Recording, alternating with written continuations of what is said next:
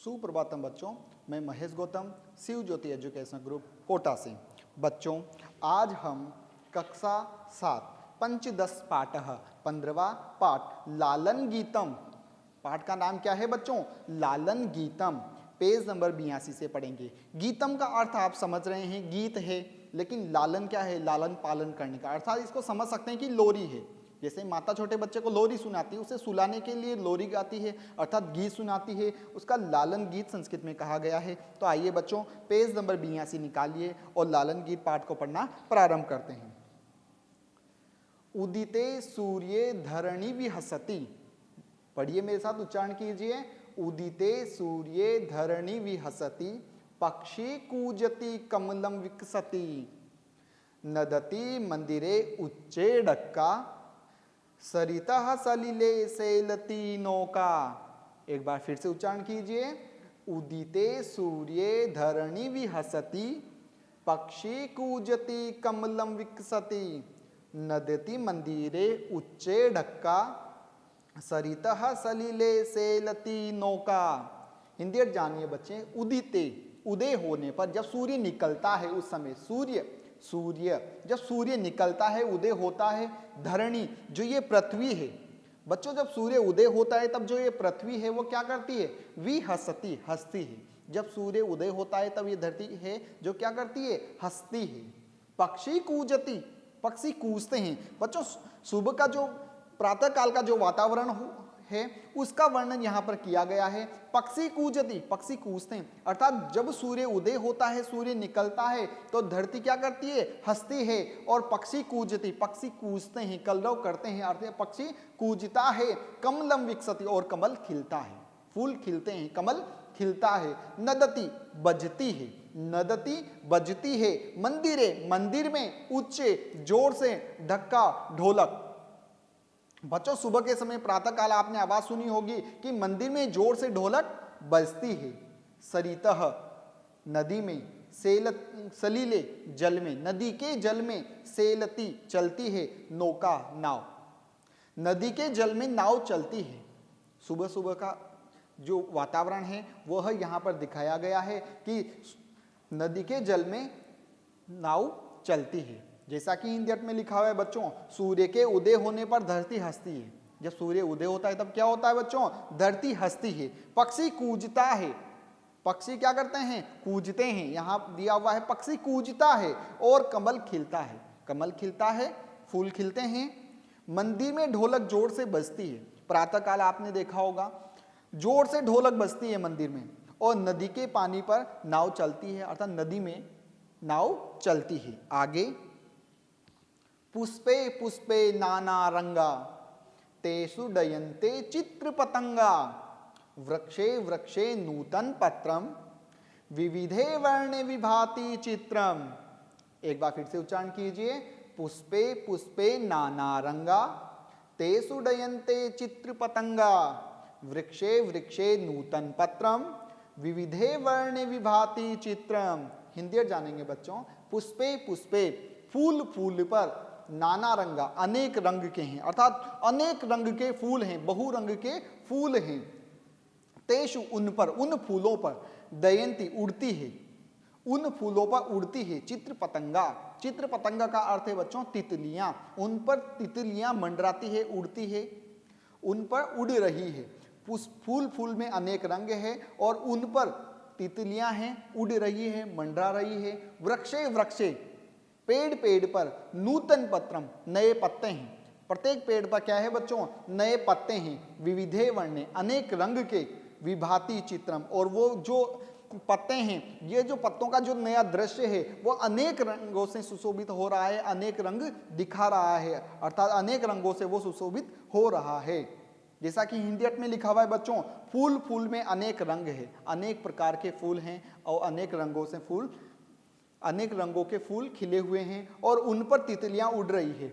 सुबह आपने देखा होगा प्रातः काल का जो वातावरण है उसमें देखा होगा कि तितलियां उन पर मंडरा रही है, उन पर उड़ रही है। वृक्ष वृक्ष पर नए पत्ते हैं, प्रत्येक जो पेड़ हैं उन पर नए पत्ते हैं और यह दृश्य अनेक रंगों से सुशोभित है। और जो सुबह का दृश्य है, प्रत्येक प्रत्येक जो पेड़ है उसके नए पत्ते होते हैं, जो कोमल मुलायम पत्ते होते हैं अलग अलग रंग के होते हैं। तो ये जो सुबह का दृश्य है वो अनेक रंगों से सुशोभित हो रहा है। आगे, धेनु प्रातः यच्छति दुग्धम शुद्धम स्वच्छम मधुरम स्निग्धम गहने विपिने व्याघ्रो गर्जति उच्चैस्तत्र च सिंह नर्दति। एक बार फिर से बोलिए, धेनु प्रातः यच्छति दुग्धम शुद्धम स्वच्छम मधुरम स्निग्धम गहने विपिने व्याधो गर्जति उच्चैस्तत्र च सिंह नर्दति। धेनु, धेनु किसे कहते हैं बच्चों? गाय को कहते हैं धेनु। गाय जो माता है, प्रातः सुबह, यच्छति देती है, दुग्धम दूध।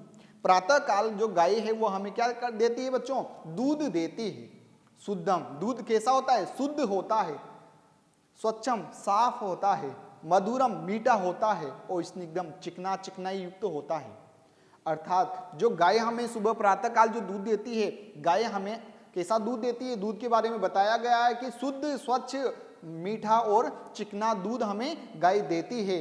गहने विपिने, गहने कहते हैं घने जंगल में, विपिने जंगल में, गहने घने, विपिने जंगल में, व्याधो व्याध, गर्जती गर्जना करता है, गरजता है, उच्चे तत्र और वहां ही, उच्चे जोर से, तत्र वहां, च और, सिंह नर्दति, सिंह भी गरजना कर रहा है। जब वहां पर बाघ गरज रहा है और वहां जंगल में शेर भी जोर से गर्जना कर रहा है। जैसा कि हिंदी अर्थ में लिखा हुआ है, सुबह के समय गाय शुद्ध, साफ, मीठा और मृदु दूध देती है। मृदु, मीठा और चिकना दूध हमें देती है। घने जंगल में बाघ गरज रहा है और वहां शेर भी जोर से गरज रहा है, दहाड़ रहा है, जोर से शेर भी गरज रहा है। आगे, हरिणो अयम खादति नवघासम, हरिणो अयम खादति नवघासम सर्वत्र च पश्यति सविलासम उष्ट्रः तुंगः मंदम चलत गच्छति पृष्ठे प्रचुरम भारम निवहति। एक बार फिर से बोलिए, हरिणो अयम खादति नवघासम सर्वत्र च पश्यति सविलासम उष्ट्रः तुंगः मंदम गच्छति पृष्ठे प्रचुरम भारम निवहति। हिंदी अर्थ जानेंगे बच्चों। हरिणो अयम, यहाँ हरिण है, जो हिरण है, खादति खाते हैं, नवघासम नई घास को, जो ताजा ताजा नई घास है उसे हिरण खाता है। सर्वत्र सभी जगह, सब तरह, पश्यति देखता है और सब जगह देखता है, सविलासम खेलने के भाव से।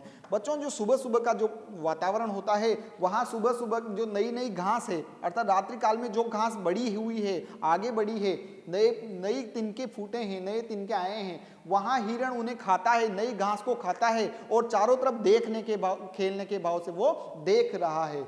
उष्ट्र तुंग, ऊंचा ऊंट, उष्ट्र ऊंट को कहते हैं, तुंग ऊंचा, ऊंचा ऊंट, मंदम गच्छति धीरे जाता है, ऊंचा ऊंट धीरे जा रहा है, पृष्ठे पीछे, प्रचुरम अधिक मात्रा में, भारम भार को, निवहति ढोता है।